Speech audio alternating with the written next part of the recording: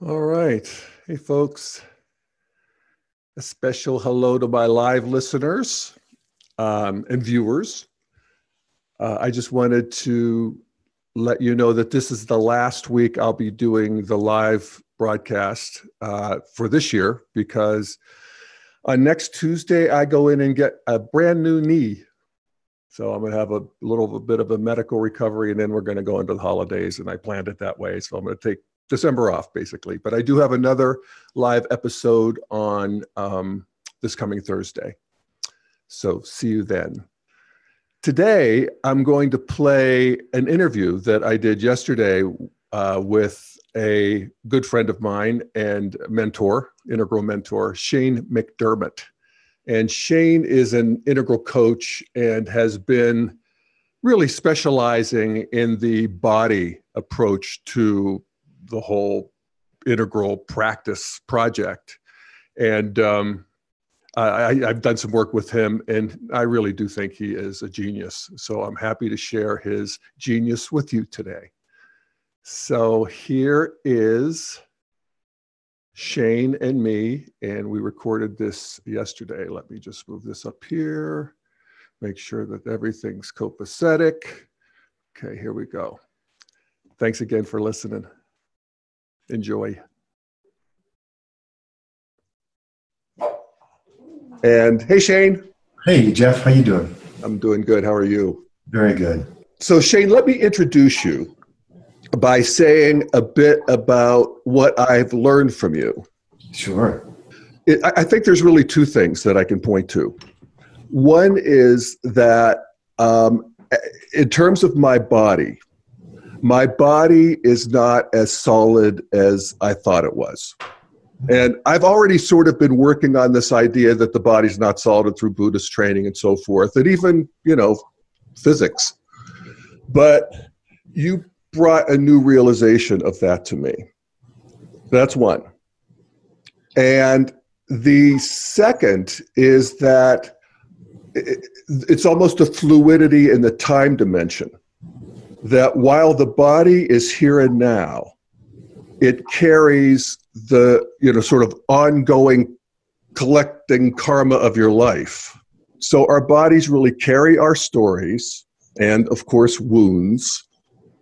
And so between those two insights of this sort of plasticity of the body, that's not as solid as I thought, and this ever-present moment thing, where I just have more ability to work there and for healing, for being alive, just being more body awake. Mm-hmm. So what do you think of that? Yeah, I think you've been paying attention. Yeah, definitely. To say a little bit more about that, it is a real deep connection, a systemic integration and synthesis of the mind and the body is the approach that I use in my therapeutic model, which I call Awakening the Wisdom Body. Yeah. And yes, it's about creating a congruency of the mind and body. We can definitely reflect on how we've developed our personality and persona over the years and decades. But our body, too, is on an evolutionary developmental path. And, if we've been on the planet more than a couple of decades, we encounter things with our mind and body that feel unresolvable or traumatic or causes injury.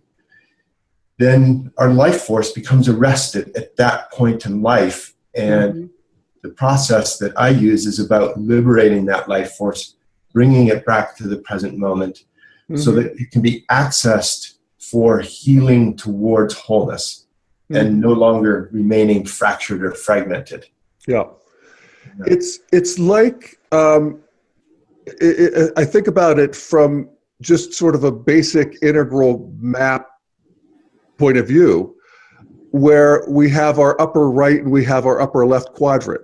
And either of these are an access point into the whole, all four quadrants of our makeup. But they each have their own flavor, and it was interesting because you and I last night were here at my house meeting with a couple guys from England who were doing workshops on personal growth, and people encountering other people in the moment and doing processes and having realizations and so forth. And that's a way in. And your way in is through the body. Yes. And this world of the body. And that's sort of that's the upper right quadrant as opposed to the upper left quadrant. I just want to point that out for the integral map nuts in the audience. Yeah, it's you're right. It's 4 doors into one reality. Mm-hmm. And you can choose which door you want to enter. Yeah. But and if we go, since you mentioned 4 doors, the lower left would be the world of our relationships and the culture. Yes. And that inner world of the loosh, the liquid space between us. Mm-hmm. And then the lower right is, our work in the world. What are we actually doing and how are we relating to the whole big system? Yep. And all of those are access points into all 4. And what's interesting is, in some ways, the body's the one that seems the most limited because, it's stuck up there in the upper right, but actually it too gives us entree in a unique entree, in some ways an easier entree into particularly traumas, right? And some of the stuff that just has us emotional or life force blocked. Yeah. Yeah, the body is really interesting in that because, in through any one of those doors takes us into a tetra-arising reality, of which the body is the vessel of expression. You have a conflict with your body, and it usually is going to stem from one of 3 things. We have issue with the way we look, aesthetically. A lot of that is conditioning. We also take issue with the way our body feels. And that can be anywhere from how it feels after we've eaten, how we feel waking up in the morning, how we feel with intimacy, how we feel in relationship with others. The body signals through a felt sense. And oftentimes that's in deep conflict for a lot of people. Well, it's pain. Yeah, pain. Exactly. And then the last one is how it functions or doesn't function. And we take issue with that. So that can be, just how we're able to move freely in our body, how we're able to breathe, get in and out of vehicles, move through the dynamics of day-to-day existence. It could be how our body functions sexually, how our body functions at night sleeping, if we get good quality sleep. It's one of those 3 things. We have issue with how our body feels, looks, and functions. Mm-hmm. So how do you approach your clients with this? I mean, what's your sort of diagnostics, or how does it work?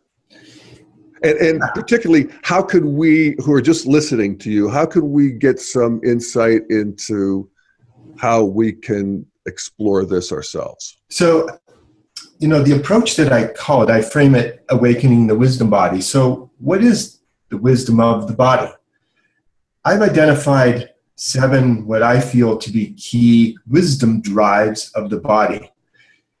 And I say wisdom drives because every single one of these drives is alive and active day to day, 24/7. Cool. Okay? Yeah. Yet they take on personal, unique expressions in each and every body. And they're really simple. And this is not to be missed because we do these every day. So the wisdom drives: hunger, thirst, rest, movement, touch, time in nature, and procreation. So when we look at that list, it's like, yeah, I eat, I sleep, I drink, I move, got them covered, no problem. But when we think about this a little bit more deeply, who and what is making the decision about those drives?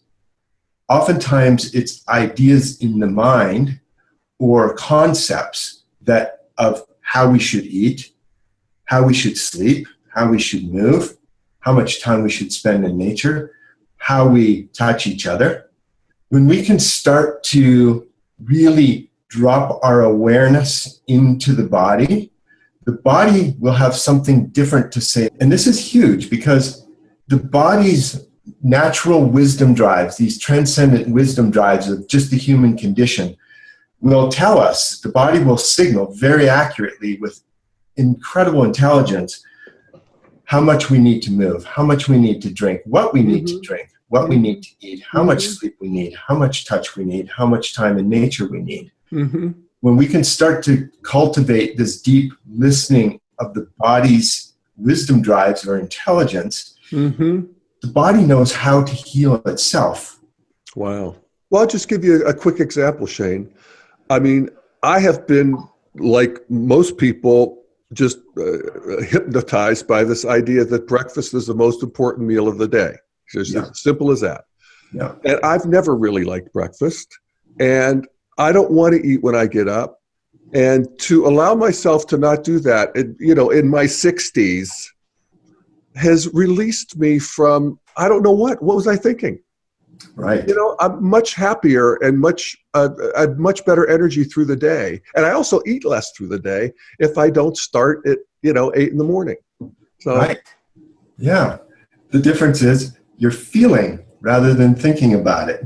Yeah. Listening to the body, and the body doesn't want, your body in the morning doesn't want food. Yeah. And it's actually not that subtle. Once I stop to, listen even a little bit.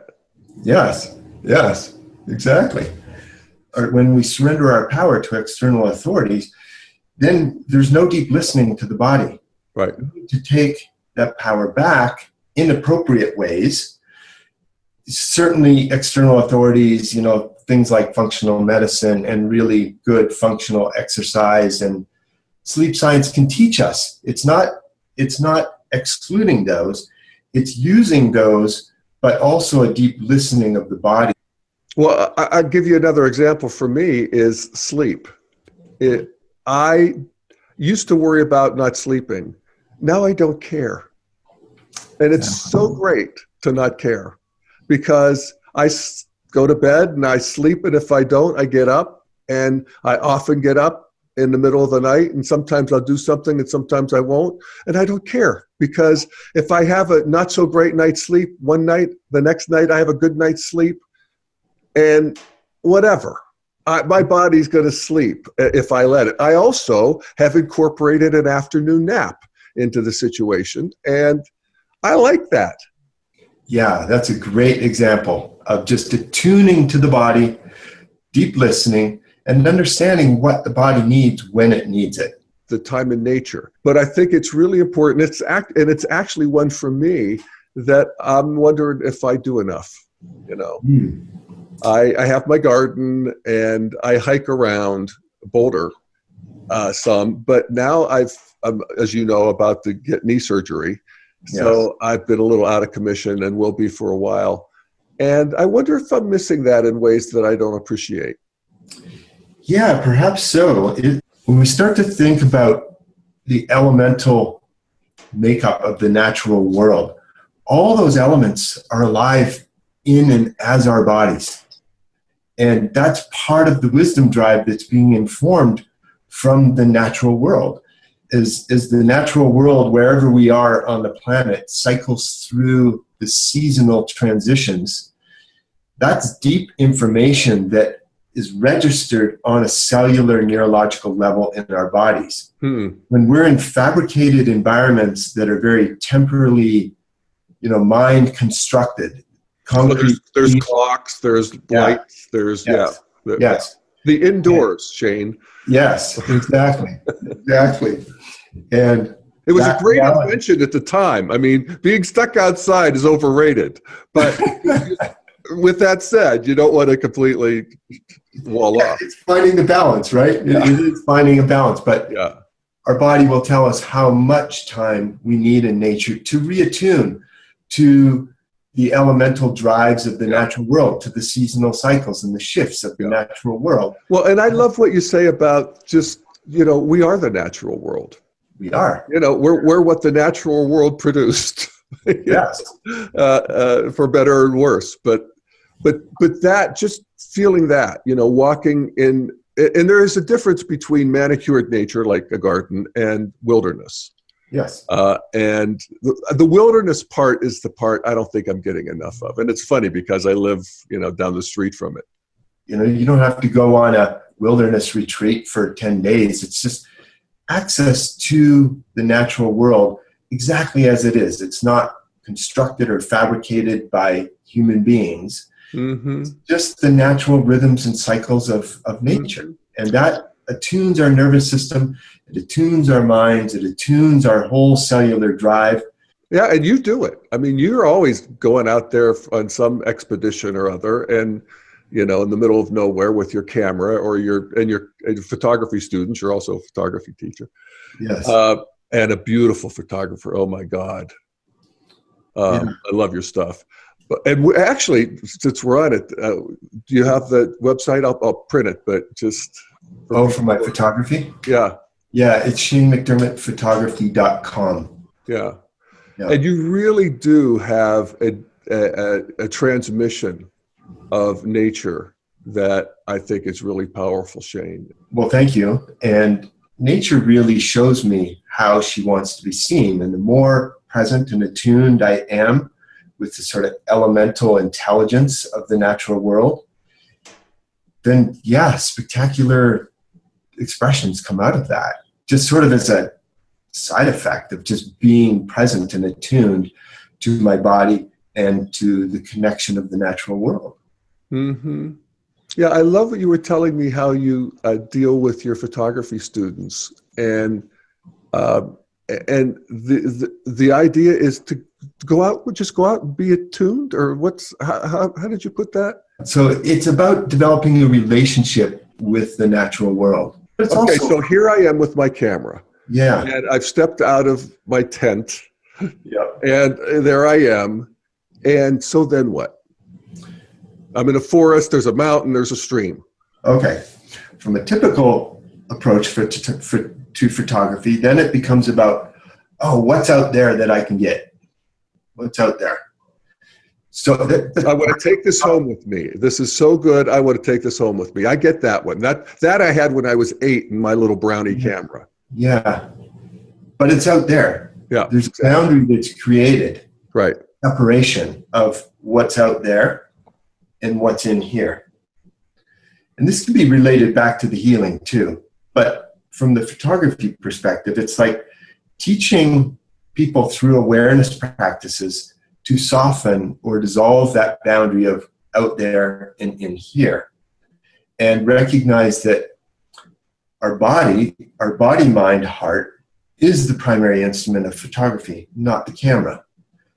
The camera is just a little black box with a piece of glass, so we can project our awareness through that lens and receive the projection of nature back in through that lens.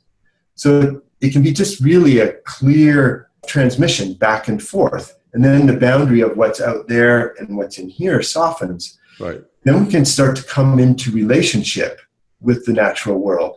And in a way that we're actually using our body too, right? Yes, and definitely. That I get. So I can get a little more in my body there instead of just in my head and my eyes, and soften the whole situation. When you're walking through nature by yourself or with a friend, start to notice what causes you to stop, like what gets your attention. The natural world is seductive. That's what Gaia is. She's a seductive machine, seducing all species, plants, animals, everyone. Oh, well, that's lovely. It's true, isn't it? She wants to be noticed. That's why birds have plumes and flowers have beautiful petals, and it's just aesthetic beauty for seduction to be in constant relationship with bees and flowers and the grazers and the grasslands. And what is the feeling of that seduction? Yeah. Not the ideas of that. Right. Well, that gets to something I was thinking about, is that back when I was doing, particularly when I was doing rafting, but also hiking to some degree, I would do this practice where I would just imagine myself as of not having a modern mind. Mm-hmm. So there I am in the river, and I'm looking at the cliffs, and I don't know that this is about erosion and 10,000 years, and I don't know anything about geology. All I know is here I am. Yeah. And here this is. Yeah. And so that's how human beings have related to nature for most of human history, like 99.99% of the time. Yes. They're just there. Yes. And then all of a sudden, to the degree that I can do this, then not only am I just there, but it's there for me. Yes. And it has, everything is relating, wants to talk to me. Yes. Everything has something to say. Yes. And that's really cool. It is. It's really cool what comes out of that as far as photographic expressions, because, long-term students with me for photography, I teach them that we're not looking at nature. It's not actually a camera lens we're looking through. It's actually a mirror, because we share so much of the elemental exchange and relationship with the natural world that nature will inform us how she wants to be seen, and in that looking, we see ourselves. So the photographic representations then become reflections of our attunement to the natural world. Mm. Instead of photographic extractions of something we took out of the natural world. Right. It's like where we're doing the rule of thirds and all of that. Yeah, I don't do that kind of photography. Well, thank God, because your photography, I should maybe say this, but you did something I really hate a friend to do, and that is give me a work of art, because then I have to hang the fucking thing whether I like it or not. Fortunately, I love what you gave me. And I might even, I could actually put it in this video if anybody's watching. It's a beautiful, beautiful, talk about marrying heaven and earth. That's what it does. I could send you a JPEG of that, and you could post it on this podcast. If you will do. Yeah. Cool. Yeah. Well, so that brings us back to the body and healing, because in a way we could have that same kind of relationship with the body, where we're just sort of attuned. And all of a sudden, it's a wonderland, as that one song said. Your body's a wonderland. Yes. And that's a different relationship to it than, oh, my elbow hurts. Yes. What can I take? Yeah. Yeah. Exactly. Yeah. All right. So that's cool. So if we look at this sort of karmic temporal piece, where we carry our whole story with us. And so this now gives us an opportunity to really take on some of the pain of our lives, and some of the stuck parts, and some of what we use the general term traumas of our life. Yeah. And you actually come by your knowledge of this, your capital K knowledge, I would submit, firsthand, through an experience that you had when you were a child that, maybe you just share a little bit about it, and how that brought you into your awareness of, how trauma works and how to deal with it as adults. Yeah, boy, I feel like it's been a beautiful coupling of a shitload of study, and, studying and being very committed to working with several different modalities of coaching, of meditation, of body work, of movement. And then starting to take whatever I could learn from that and looking into my historical timeline of who I believe myself to be, and recognize that there's been some very significant experiences where life caused major kinks in my mind, heart, and body. And it was only when I started to work with my own personal experience did I start to realize how these different modalities seem to fit together in a coherent way. You know, and I told you about that one experience when I was 6 years old, but I've had, I would say, 5 or 6 that have been sort of really deeply informing and deeply impactful and transforming. That one, when I was 6, I spent all of my 6th year in the hospital because I had bone cancer in my leg. And I was not supposed to live. It was supposed to be terminal. They were telling me that I would lose my leg. So I was in the hospital bed for a year, or the good part of the year. I think. That's such a year you want to be running around. So, you know, it breaks my heart to do this. Yeah, it was a really informative year too, or impactful year, because that was my first year of school. Right. It's supposed to be. So then I came back into school in grade 2. Right. And felt completely alien. I didn't fit in because I'd missed the first year. Yeah. But anyways, there was a spontaneous healing around that. And there was also, you know, I'll describe it in the simplest way, because here's where part of the problem arises, is that I have a very sophisticated narrative now, or I could spin a very sophisticated narrative of that event.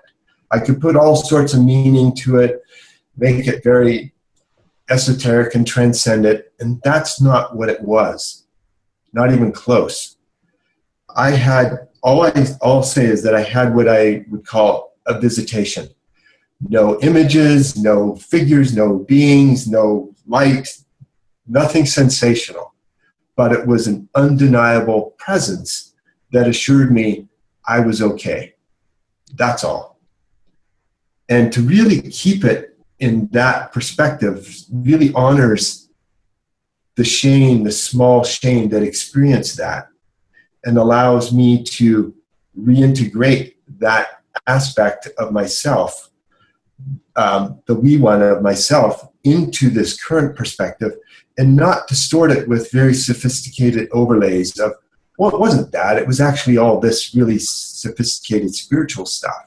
No, it wasn't. It was just, I was okay. Yeah. And it was after that experience that within a couple of weeks, I had a spontaneous healing and was out of the hospital. Right. And you were sure you were okay.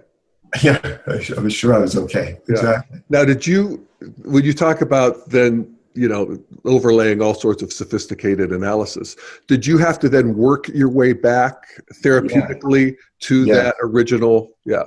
Yes. To meet it on its own terms, to meet that version of Shane, the small Shane, on his own terms, on my own terms, and experience that time period of my life exactly. It is just in the way that it was. Yeah.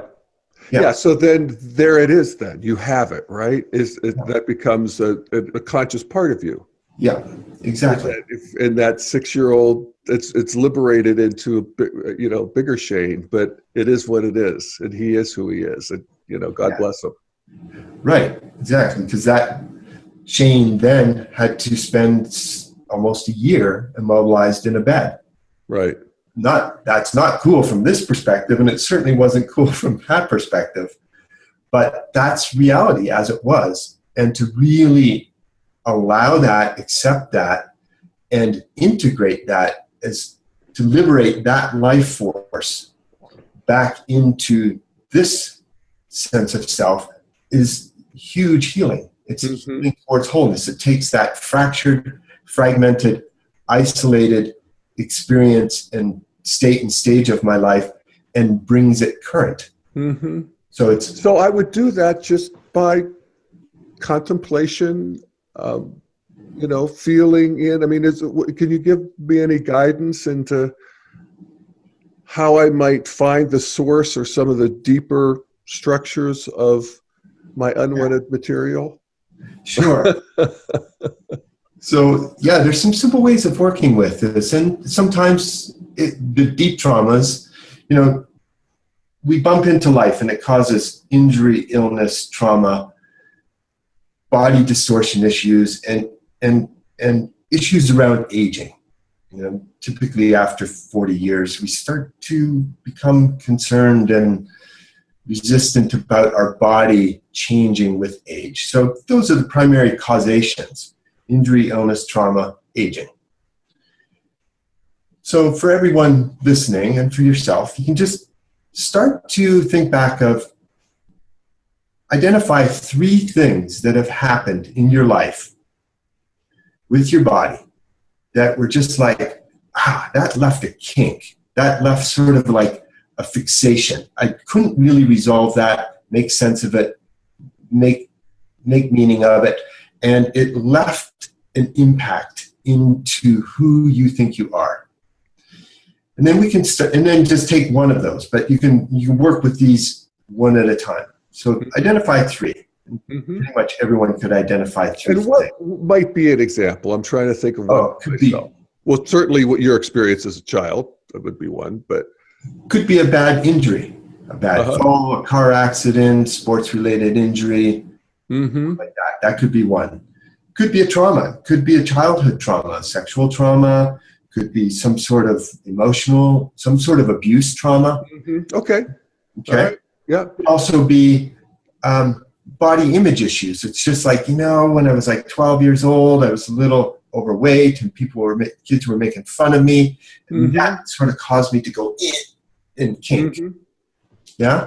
Yeah. It could have been an illness. An illness like I had. Yeah. So that, some form of illness that laid you out for a few weeks and you don't really feel like you ever fully recovered from that. Yeah. And in real time, in present moment, you feel it as something that is unwanted, basically, right? Some anxiety, some depression, some pain, some contraction, some whatever, longing. Yes. Something that is unresolved in our field. And it takes on, we'll keep it simple, it takes on 3 primary flavors. It's going to take on a story. You've had injury, illness, trauma, age-related distortions, body image distortions. You can have a story around it. Oh, it's this is the cause, this is why, a mental story around it. You're going to have some felt sense of what that leaves you feeling like. Maybe you had a bad injury, back injury that has caused structural and functional limitations ever since that. It's going to leave an impression of a felt sense in your body. And then there's going to be physical, both structural and functional impressions in your body. There are limitations in your body. So when we encounter injury, illness, trauma, aging-related distortions, it has a mental component to it, the story we tell ourselves. It's going to have a feeling, an emotional component to it, and it's going to leave some sort of structural and functional limitation or fixation in our body. Now, so let me stop you there, because I could follow you up until the 3rd point. So I could identify a trauma in my childhood that left me with a sense of anxiety that I could still feel as a 64-year-old man. And I've identified it, and I've dealt with it and wrestled with it my whole adult life. And I'm not sure I know where it is in my body. So I got the story, I got the emotional, but the body, I could feel it in my belly. I can watch it sort of morph as a almost, plasticky thing that is literally morphing in my body. But that still doesn't feel like my physical body, or am I just, dense? Yeah, no, that's a great example. So, and we can work with that next session. Okay, cool. Yeah. But let me expand on this a bit more and then take you right back into your example. Okay. The level of the mind, that's a temporal deformation of that experience for you. Emotionally, and in the body, there's going to be a spatial deformation or disruption. And then functionally, it's going to result in a particular behavioral or postural adaptation around that occurrence for you. So it's temporal, spatial, and behavioral. So now let's go back into that. If we just think about this, then basically you're taking the 64-year-old sophisticated perspective of Jeff now and thinking about what was the cause of that, what was the meaning of that, how did that happen. That's the problem. We're taking very sophisticated current perspectives and imposing it on the original experience. This is where awareness becomes really important, awareness and breath. Simple practices. I know you've done a ton of this, but if we frame it as slightly different, the breath and our capacity to move awareness through our body will tell you where that situation is still alive, kinked, fixated in your physical body, in your emotional body, and in your mind. When we can work with awareness, I know you've done a ton of meditation, when we can work with breath and awareness and start to hold that experience that you had around anxiety when you were a youngster. You hold that at the forefront and you use breath and awareness to move through your body like a scan. You'll start to notice that there's certain parts of your body that don't respond to the breath. And awareness can't seem to fully penetrate that part of the body. This is using the body's proprioceptive and wisdom drive to scan and notice where life force is restricted or inhibited. You won't be able to move awareness into that area of the body, and the breath won't move as easily into that area of the body. Okay, you got me on the hook here. I have a pretty good ability to sort of see a energy body, if you will, as I'm meditating, or be aware of that, sort of the morphing of all that.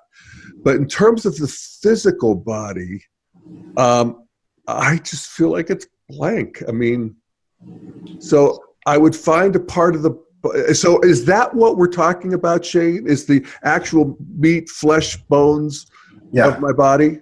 Yes. Cool. All right, cool. Where that starts, I have nothing. I got nothing there. Okay. So this is where movement is really revealing. Because if we hold that injury or trauma, however you want to, whatever feels most authentic to the original occasion or the original experience, does it feel traumatic or does it feel like an injury? Whatever it is for you,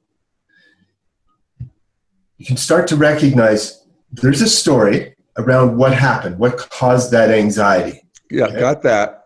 Okay, but that story needs to be told from, how old were you? 6. Okay, so same age as I was. Yep. We had a rough 6 years. I know. I think something's going to get you around there, but. Yeah, right. Yeah.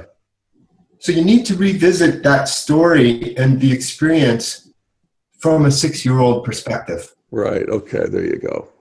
Okay?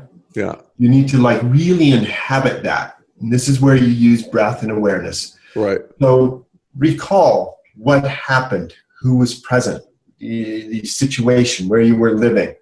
Try to allow as much of that 6-year-old perspective to receive what was present in your life that caused that trauma. Mm-hmm. Yeah? Try to recall as many of the feelings. Anxiety is certainly one. Are there more? From a 6-year-old perspective, what was your body like at 6 years old? From what you can feel, not remember. I mean, memory is partly okay here, but feel it. You'll start to recognize that there's impressions of that situation that still live in your mind as feelings in your body. You've identified that. And then certain behaviors or postural tones in your body. When you feel into that anxiety of a 6-year-old, your body will start to take on a particular shape. Right. Every state, there is a correlative shape. Yeah.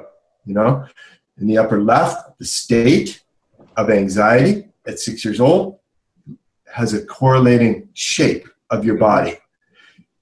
When you start to reanimate that shape, you'll start to notice breath and awareness doesn't move freely in that shape. Mm-hmm. Then we can start to use touch, forms of body work, and very subtle movement repatterning to release the structure of your body and to release and introduce new functional expressions into your body. Really? Yeah. Yeah. Yeah. And you do that with an actual laying on of hands. Yeah. Part of it is, the structural part is often done with the body work contact, Right. releasing structural fixations in the body through fascia, muscle, bones, joint, nerves. Right. Reorganize and reconfiguring the structural orientation of your body. Yeah. But then the functional aspect is that now we use movement, breath, spine, movement to repattern movement potentials, because sometimes these are very subtle. When it feels like an injury around something, like something happened to you at 6 years old and it's left you with this anxiety, there wasn't like necessarily a physical injury, right, an impact injury, but it's been more of an injury to the subtle body. But you're in the upper left, the state, your perspective at that time, at 6 years old, created a particular adaptation to your physical body that is still present. So we need movement to repattern that, to release the functional limitations. Yeah, and body work to release the structural fixations. Right. Well, and this takes me back to the first thing I said I learned from you, which is that the body is more malleable, plastic, fluid than we thought. And I'd love if you would share a little bit of what you have shared with me over, the time we've spent together, of how that is, that even our bones aren't solid. That was a great insight for me. Yeah. Because I've done a lot of anatomy work with some of the best anatomists in the world, John Sharkey, Joanne Avison, who are doing plastination. John Sharkey was part of the Whole Body Worlds exhibit, doing plastination of bodies, of cadavers.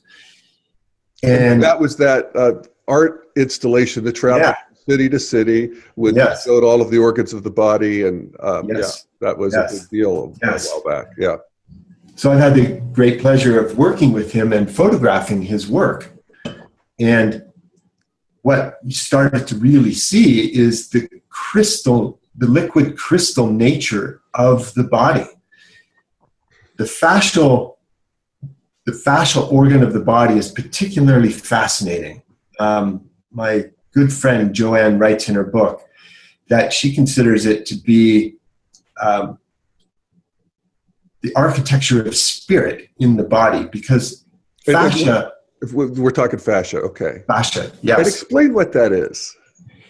Fascia, well, the generic term for fascia is connective tissue, but it's far more than that. It's the intelligent matrix of our body that keeps everything together and apart simultaneously, which is extraordinary when you think about it. Fantastic. Fascia weaves its way through every cell of our body without exception. There's no exceptions. It invests, it envelops, it enfolds and refolds every single structure of our body. Wow. Vessels, arteries, nerves, bones, muscles, lymphatic tissue, organs, brain tissue, eyes. There's no exception. Fascia is like this gossamer-like fluid crystal that weaves its way in and through every single cell tissue of the body. Wow.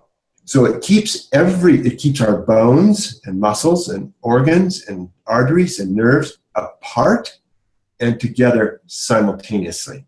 Yeah. And that alone is sort of has almost a mystical sort of implication to it. Yes. And we can, I mean, when I hear that, I could see it, I could feel it. I could feel my body as something other than just a skeleton with the meat hanging on it. And I knew I had connective tissue because I've had trouble with some of it and blah, blah, blah. But to see the whole thing as a gossamer, what you call it, a gossamer net. Liquid crystal. Gossamer liquid crystal. Yeah. Yeah. And, in the embryological phase of development, the first demarcation of that is what's called the primitive light streak. It shows up as a streak of light. And then the entire fascial organ, which is considered the organ of organization, emanates out of that light streak. What? Yes. Where's the light streak? When does this happen? What is it? It's in the embryological phase of development. The first thing that forms is a light streak. And fascial scientists are experimenting with this of disrupting that light streak, that primitive light streak. And when they disrupt it, there's massive deformations of the creatures, of the animals that they're disrupting. Yeah. So this is it's the liquid light crystal, and the whole fascial matrix emanates out of that. And to think of it as this very fluid crystal lattice of our body that light moves through, awareness moves through this whole organ of organization. Our awareness, our perspective, the way we can move our consciousness into the body, the fascia becomes the conduit of that. It's the carrier frequency. It becomes the carrier of the frequency of consciousness through our body, through awareness, just moving awareness into our body. The fascia structure becomes the conduit or the carrier of that conscious wave through our body. So everything that we experience throughout our entire lives is imprinted and has a signature frequency in the fascia. So this is part of the healing towards wholeness. And when we encounter situations, injury, illness, trauma, that we can't resolve, it's a disruption of the consciousness in the fascia itself, in the fascial matrix itself. Wow. So then healing towards wholeness is about releasing, liberating the light or the consciousness in the fascial matrix and bringing it back to the present moment. Wow. Mentally, emotionally, physically. Right. And there are all sorts of ways to do that, I'm sure, Yes. right? Yes. Yeah. But that's indeed what you're doing. Yes. So then let me just think about this for a second. So then knowing that, when I find that 6-year-old, there's some reality of that fascial network or whatever, the liquid crystal. That's a way for me to access that 6-year-old, right? Or conceptually, yes, but practically no, because 6-year-olds couldn't understand this. Well, if I was not sure I do. To 6-year-olds, I would frame it very differently, put it that way. But this is part of the problem, I think, in healing, is that, wow, it's incredible to hear this. I know. I mean, I'm fascinated with it. When I was looking at the pictures that I was taking, I could see the macro pictures. I could see the fluid crystals in the fascia. I was like, oh my God, wow. This is so confirming to everything I intuited. Now, what are they doing? What's the actual experiment or the research? Well, it's just the cutting edge of fascial science. And there's people like I guess from a photographic perspective, I would be included in that. But people like John that are trying to tell a different story about coming into relationship with the body, that it's much more fluid and dynamic and consciously organized than it is solid and sort of fixated. Right. So it's just it's a very integrated story about our bodies. Right. Is really necessary. And I guess even, just as I think about, so what's the usefulness of this to me in this moment? It's just knowing that in a way. Sure. I mean, just having a different paradigm, a different view, a different perspective on the whole thing gives me different access. Yes. All of a sudden it's things are possible that weren't when it was this, meat hanging on a skeleton. Exactly. Yes. And also, but it won't help the 6-year-old heal. Right. Necessarily. Right. So it's like going back to that experience and meeting it on its own terms. There was a particular state of mind, a particular emotional reality for you, and a particular way that your body was able to move and express.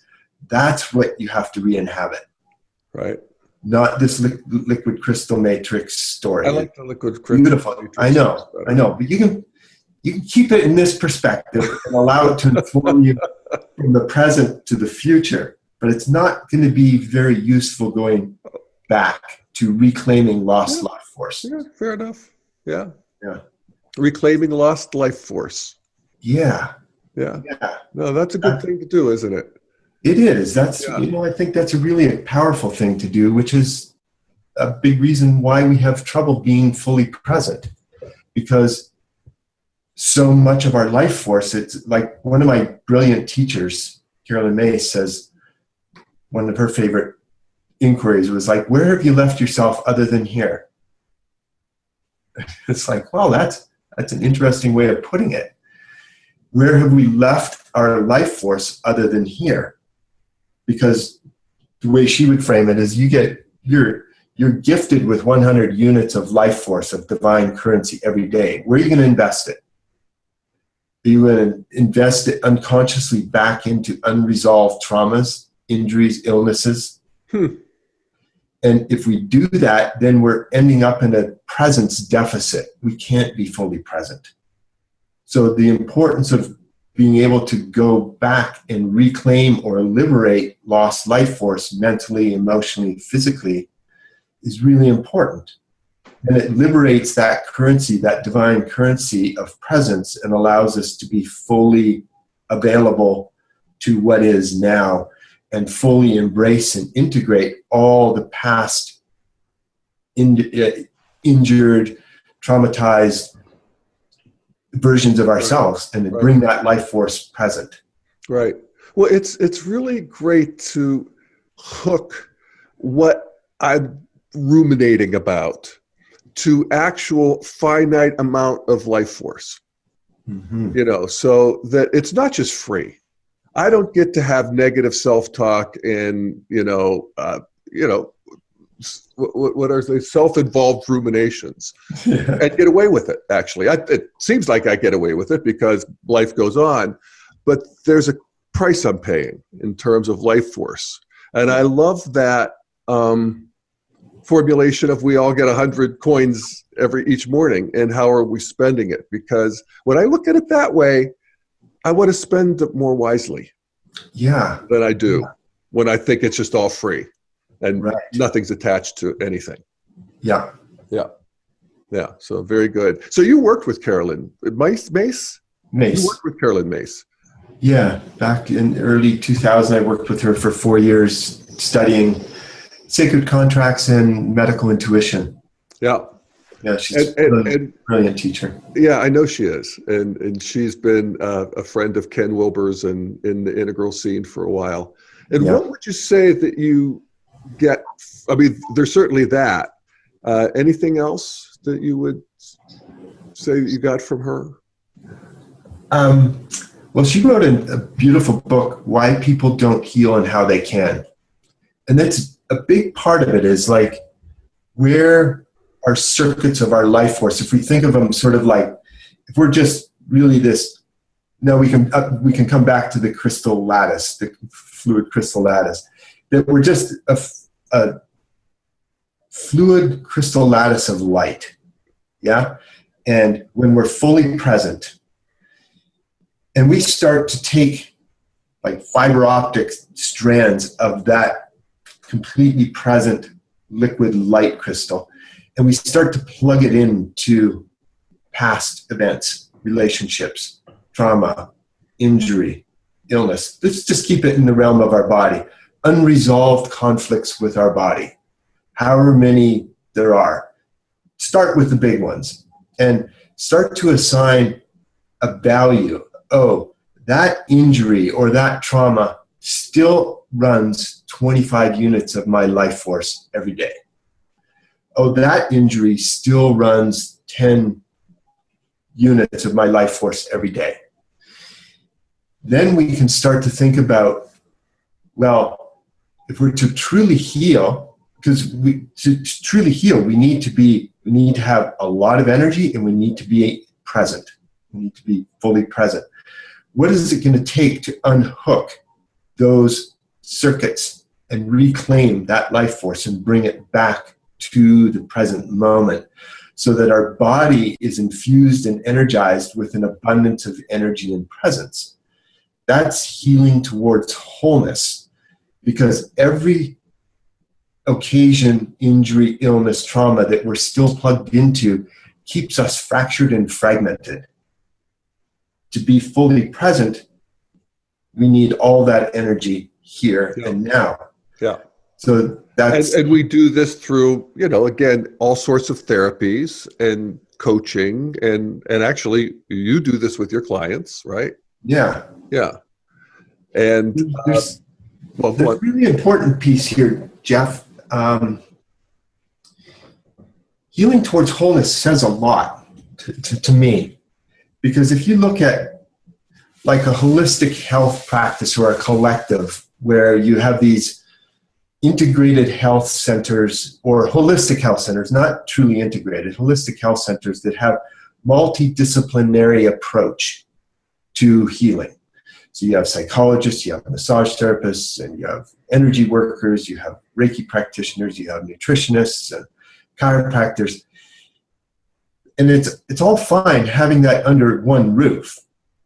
But as long as we continue to explore the healing in parts, I'll go to my psychologist for problems or issues that I have with my mind and emotions. I'll go to the body worker to resolve body work issues. I'll go to my yoga practitioner to learn to move. It keeps us fractured and fragmented. It keeps our whole experience as in the human condition partial and separated. It's really important that these come together in an integrated way that recognizes the mind can't be treated separately from the body. The body can't be treated separately from the mind. What we eat actually affects our energy body and how we move and how we're in relationship with other people. So then it moves from more of a holistic model to more HOLL to more of a holistic model, WHOLE, where now it's truly integrated, that our minds, our bodies, our emotions, the way we move, the way we eat, the way we sleep is an integrated... I mean, in some ways I feel like you're sort of laying out what the future of therapeutic practice will be, or at least the leading edge of it, because that makes perfect sense. Yeah, doesn't it? Yeah. Yeah. To keep us separate, to keep aspects of our sense of self separate and fragmented keeps us broken. Yeah. We have to bring these different aspects of our self-sense into wholeness and integrate. Yeah. Well, I can't help but see that, with gratitude, that how these all came on in the last 100 years, or some of these are ancient practices, meditation, yoga, and so forth. Yeah. But that they have all become available in our culture, and yes, they've been siloed. I think that's the nature of how it works. Yeah. But here they all are now. Yeah. We know a whole lot. Yes. Oh my God, what we know. Yes. And to actually integrate it into something that is a simplicity beyond the complexity, yes, is, I think, what's next. And I think you just laid that out in some ways. Yeah, to allow the clearly differentiated aspects of ourselves to then come into wholeness and integration. Yeah. Right on. Yeah. Because we're right on, man. We're really good at separating and differentiating, but not super good at integrating. Yeah. Well, that's what's next. Yeah. Yeah. Cool, man. Anything else you want to make sure we know? Geez, that's a good question. What I would say while you're thinking is this man is 55 years old. And if he took your shirt off, you would be convinced he's 28. And Shane, you are the best advertisement for your methodologies of anybody I have ever seen. So thank you, Jeff. I do try to practice what I preach. Yes. Yeah. I mean, from that poor little kid in a wheelchair, what'd you say, 10 months, you told me at one point, to a 55-year-old doing acrobatics and headstands and walking on your hands, and Jesus Lord, man. Yeah, you've pulled it together. Thank you. I just teach what I most have to learn, and I just keep super humble about that. And there's always deeper integrations and always a fuller sense of wholeness that I feel like is available. So I practice this, this is what I do. Because I have to learn it. Right. And you enjoy that. I mean, that's, what did you say? You like do 90 minutes of acrobatics, or, walking on your hands, or what is it that you do? I mean, I maybe making this up. What is it I do? Yeah, it's a pretty eclectic practice.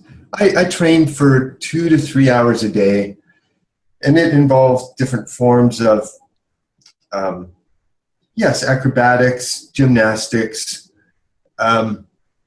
It's more freeform. If I had to sort of summarize it, it's freeform movement. Mm-hmm. So it's really freeing the body's form to find expression, spontaneous expression. So I do some yoga, some strength training, acrobatics, gymnastics. And then it comes together, it culminates into more of a free flow, spontaneous practice. Well, in a sense, isn't that what we're talking about here? Because I know from your resume, you've done the Korean this and the meditation and the, Mount Everest. I don't know what all you've done, but it all comes together in a, what you're talking about, which is in a way, the simplicity beyond the complexity. Yeah. You bring all of the mastery in these various lineages online, and they want to integrate.